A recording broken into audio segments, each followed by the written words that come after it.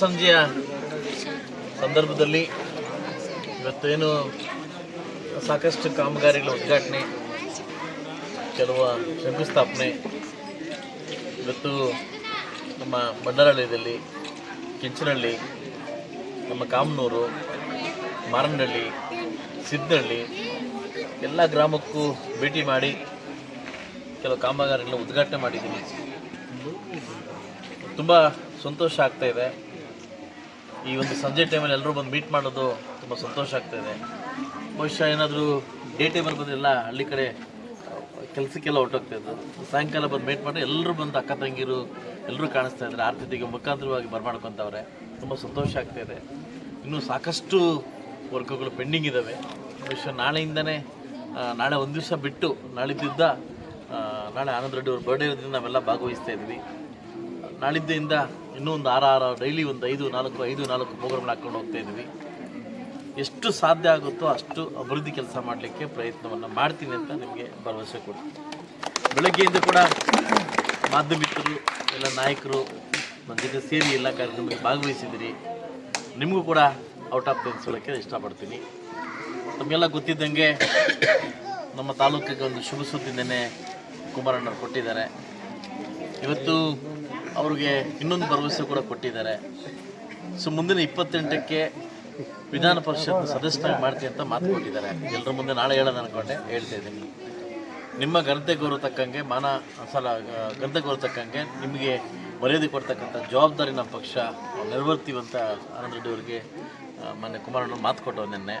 ಅದ್ರ ಸಲುವಾಗಿ ಕೂಡ 28ಕ್ಕೆ ಒತ್ತಡ ಹಾಕಿ ಅವ್ರಿಗೆ MLC ಕೊಡೋ ಮುಖಾಂತರವಾಗಿ ನ್ಯಾಯ ಕೊಡಬೇಕಂತ ನಾನು ಕೇಳಿದ್ದೀನಿ. ಆಲ್ರೆಡಿ ಅದನ್ನು ಒಪ್ಕೊಂಡಿದ್ದಾರೆ. ಈಗಾಗಲೇ ಇನ್ನೂ ಸಾಕಷ್ಟು ಕಾರ್ಯಕ್ರಮಗಳು ಆಗ್ತದೆ. ಸೊ ಮುಂದಿನ ದಿವಸ ಕಾದು ನೋಡಿ ಎಲ್ಲ ಕಾರ್ಯಕ್ರಮಗಳನ್ನು ಆಗಲಿಕ್ಕೆ, ಏನು ಅಭಿವೃದ್ಧಿ ಪಥ ನಮ್ಮ ತಾಲೂಕು ಹೋಗಲಿಕ್ಕೆ ನಾನು ಶತಪ್ರಯತ್ನವನ್ನು ಮಾಡ್ತೀನಿ ಅಂತ ತಮಗೆ ಮಾತು ಕೊಡ್ತಾ ಇದ್ದೀನಿ. ಎಲೆಕ್ಷನ್ ಪ್ರಚಾರ ಥರ ಇತ್ತು ನಿಮ್ಮದು ಕಾರ್ಯಕ್ರಮ, ಹಳ್ಳಿ ನಡ್ಕೊಂಡು. ಖಂಡಿತವಾಗ್ಲೂ ನನಗೂ ಕೂಡ ಅದೇ ಫೀಲ್ ಆಯಿತು. ಸಾಯಂಕಾಲ ಟೈಮ್ ನಡೆದಾಗ, ಅಂಗಡಿಗಳಲ್ಲಿ ಮಾತಾಡಿದಾಗ, ನನ್ನ ಅಕ್ಕಂಗಿರು, ನನ್ನ ಅಮ್ಮಂದಿರೆಲ್ಲ ಮಾತಾಡಿದಾಗ ತುಂಬ ಸಂತೋಷ ಆಗ್ತಾಯಿದೆ. ಊರಿಗೆ ಬರಬೇಕಾದ್ರೆ ಎಲೆಕ್ಷನ್ ಟೈಮಲ್ಲಿ ನನಗೆ ಹಿಂಗೆ ಆರತಿ ಎತ್ತಿ ಬರ್ಮಾಡ್ಕೊತಿದ್ರೆ ಹಂಗೆ ಬರ್ಮಾಡ್ಕೊತವ್ರೆ. ನಾನು ಒಂದೇ ಮಾತು ಹೇಳೋದು, ಯಾವ ಪೂರ್ವ ಜನ್ಮದ ಪುಣ್ಯ ಅಂತ ಗೊತ್ತಿಲ್ಲ, ಮುಳಬಾಗಿಲು ತಾಲೂಕು ನಾನು ಶಾಸಕನಾಗಿದ್ದೀನಿ. ಬಹುಶಃ ನಿಮಗೆ ಮಾನ ಮರ್ಯಾದೆ ಕೆಲಸಕ್ಕಂಥ ಕೆಲಸ ಈ ಶಾಸಕರು ಯಾವತ್ತೂ ಮಾಡಲ್ಲ. ಎಷ್ಟು ಸಾಧ್ಯ ಆಗುತ್ತೋ ಅಷ್ಟು ಅಭಿವೃದ್ಧಿ ಕೆಲಸ ಮಾಡಲಿಕ್ಕೆ ನಾನು ಪ್ರಯತ್ನವನ್ನು ಪಡ್ತೀನಿ. ನಾನು ಒಂದೇ ಹೇಳೋದು, ನನ್ನ ಶಾಸಕನಾದೀನಿ, ಶಾಸಕ ಮಾಡಿದ್ದೀರಿ, ಅಭಿವೃದ್ಧಿ ಮಾಡಲಿಕ್ಕೆ ನಾವೆಲ್ಲ ಒಂದಾಗೋಣ. ಬಹುಶಃ ಮುಂದಿನ ದಿನಗಳಲ್ಲಿ 28ಕ್ಕೆ NDA ಸರ್ಕಾರ ಬರೋದ್ರಲ್ಲಿ ನೋ ಡೌಟ್ ಖಂಡಿತ ಬರುತ್ತೆ. ಇಲ್ಲಿ ಉಳಿದಿರ್ತಕ್ಕಂಥ ಕೆಲಸನ ಇನ್ನೂ ಖಂಡಿತವಾಗಿ ಕಂಪ್ಲೀಟ್ ಮಾಡಿ, ಇನ್ನೂ ಹೆಚ್ಚಿನ ರೀತಿಯಲ್ಲಿ ಏನು ಕನಸು ಹೊತ್ಕೊಂಡ್ಬಂದಿದ್ವೋ ಆ ಕನಸನ್ನು ನೆರವೇರಿಸಬೇಕಾದ್ರೆ ವಿಷಯ ನಮಗೆ ಸರ್ಕಾರ ಸಪೋರ್ಟ್ ಮಾಡಬೇಕು. ಬಹುಶಃ DK ಶಿವಕುಮಾರ್ ಅವರು ಹೊಸದಾಗಿ ನಮ್ಮ ಎಲ್ಲರ ಹೊಸ ಮುಖ್ಯಮಂತ್ರಿ ಆಗಿದ್ದಾರೆ.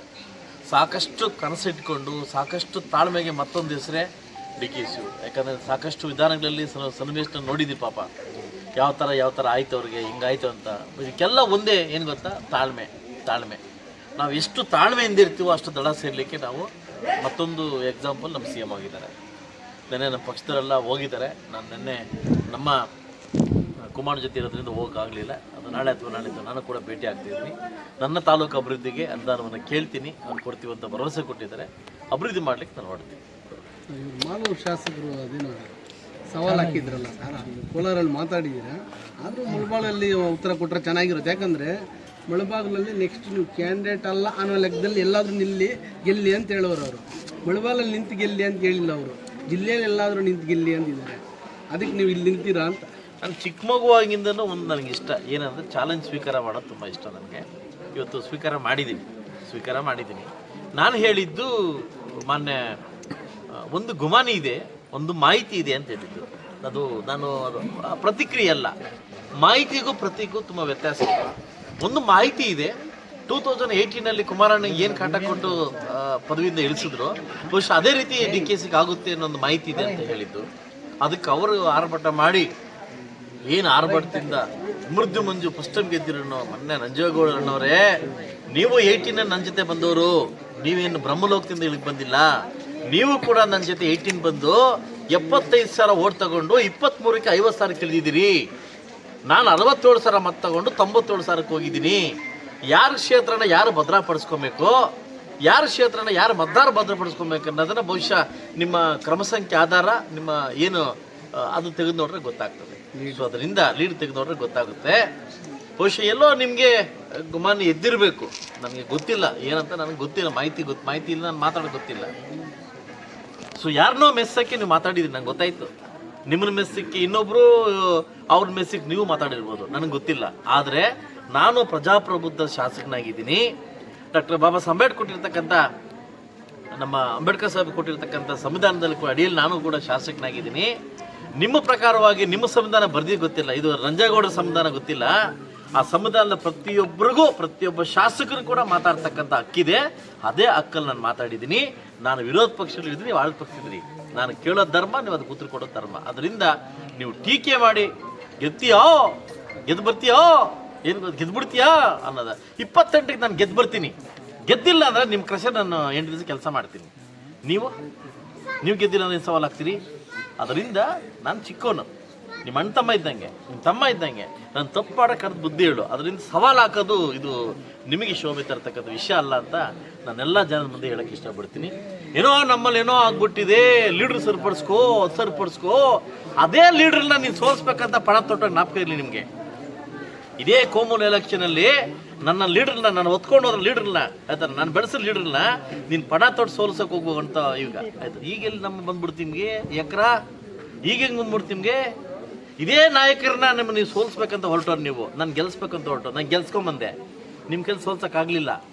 ಆದರೆ ನಮ್ಮ ಲೀಡರ್ ಇವತ್ತು ಇರ್ತೀವಿ, ನಾವು ಹೊಂದಾಗ್ತೀವಿ ನಾವು, ಆಯ್ತಲ್ಲ. ಇವತ್ತು ನಮ್ಮ ತಟ್ಟಲ್ಲಿ ನೀವು ನೊಣ ನೋಡ್ತಿದ್ದೀರಿ, ನಿಮ್ಮ ಬಾಂಡ್ಲಿ ಏನಿದೆ ಫಸ್ಟ್ ನೋಡ್ಕೊಳ್ಳಿ ಫಸ್ಟ್. ಅದರಿಂದ ಹಗುರವಾಗಿ ಮಾತಾಡೋದನ್ನು ಮಾನ್ಯ ನಂಜೇಗೌಡರನ್ನ ಬಿಡಬೇಕಾಗ್ತದೆ. ಹಗುರವಾಗಿ ಮಾತಾಡೋದನ್ನು ಗೆಲ್ತೀಯೋ ಗೆದ್ದು ಬಾ ನೋಡೋಣ ಸಮೃದ್ಧಿ ಅಂತ. 28 ಗೆದ್ದು ಬರ್ತೀನಿ, ನೋಡ್ಕೊಳ್ಳಿ. ನಂಗೆ ಗೆದ್ದು ಬರ್ತೀನಿ. ಆ ವಿಶ್ವಾಸ, ಆ ಭರವಸೆ, ನಾನು ಮುಳಬಾಗಿಲು ತಾಲೂಕಲ್ಲೇ ನಿಲ್ತೀನಿ, ಇಲ್ಲೇ ಗೆಲ್ತೀನಿ. ನೀವು ಚಾಲೆಂಜ್ ಸ್ವೀಕಾರ ಮಾಡಿ ನೋಡೋಣ. ಓಕೆ, ನನಗೆ ಜನ ಇದ್ದಾರೆ ಅಲ್ಲ, ನಾನು ಮಾಡಿರ್ತಕ್ಕ ನೀವು ಹೇಳಿದಿರಿ ಕಾಲು ಕೈ ಹಿಡ್ಕೊಬೇಕು, ಅಭಿವೃದ್ಧಿ ಮಾಡಬೇಕು, ಪಣಸ್ ತರಬೇಕು ಅಂತ ಹೇಳಿದಿರಿ. ನಿಮ್ಮಿಂದ ಕಲಿಬೇಕಾಗಿತ್ತನೇನಿಲ್ಲ. ನೀನು ಮಾಲೂರೇನು ಮಲೇಷಿಯನ್ ಮಾಡಿಲ್ಲ ನೀವು ನೋಡ್ರಿ. ನಾವು ಬಂದಿದ್ದೀವಿ, ಮನೆಯೆಲ್ಲ ಬಂದು ಹೋಗ್ತಾ ಇದೀವಿ, ಆಯ್ತಲ್ವಾ. ಸೊ ಅದಕ್ಕೋಸ್ಕರ ದಯವಿಟ್ಟು ಹಗುರವಾಗಿ ಮಾತಾಡೋದನ್ನು ತಾವು ಬಿಡಬೇಕಂತ ನಾನು ತಮ್ಮಲ್ಲಿ ಮನವಿ ಮಾಡ್ಕೊತೀನಿ.